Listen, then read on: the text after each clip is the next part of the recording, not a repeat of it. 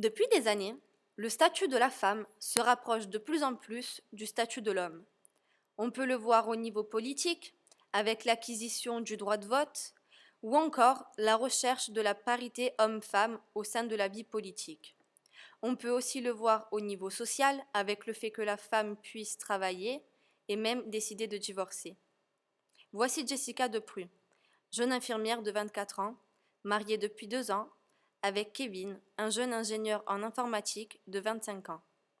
Leur rencontre, elle s'est faite comme la plupart des personnes, lors d'une soirée. Ils ont eu le coup de foudre l'un pour l'autre et le mariage a été une évidence pour eux. Il était doux.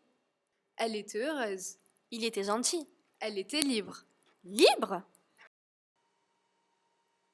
J'adore cette robe. Ah non, elle est trop voyante. La dernière fois, on n'avait pas du tout apprécié.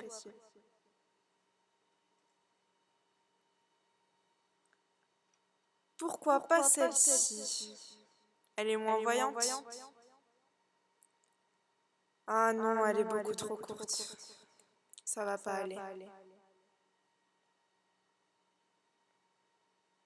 Ah, ma combinaison préférée. Elle est vraiment trop belle. Ah non, je peux pas la mettre. Elle est un peu transparente. Ça va pas.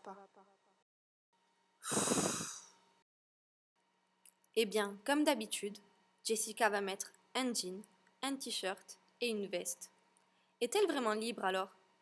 Mais qu'est-ce que la liberté pour une femme?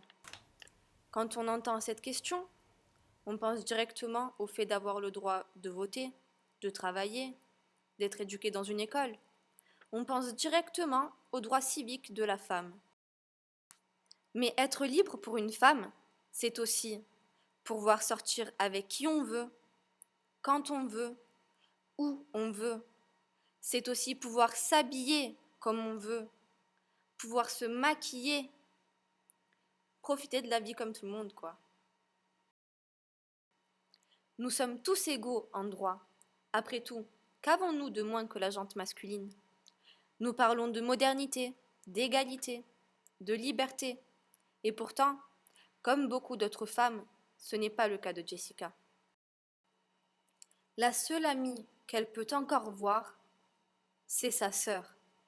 Bien évidemment, tous ces moments de bonheur et de répit se font de plus en plus rares et courts, car il est difficile de cacher certaines choses, certains actes subis, engendrant des souffrances physiques et morales conséquentes. Oui, Jessica est une femme battue, et ce n'est pas un cas particulier. Cela touche en France une femme sur 10, sans oublier qu'une femme meurt tous les 3 jours sous les coups de son mari ou conjoint. Peu de personnes en sont conscientes, car ces femmes dissimulent leur souffrance sous l'intimidation.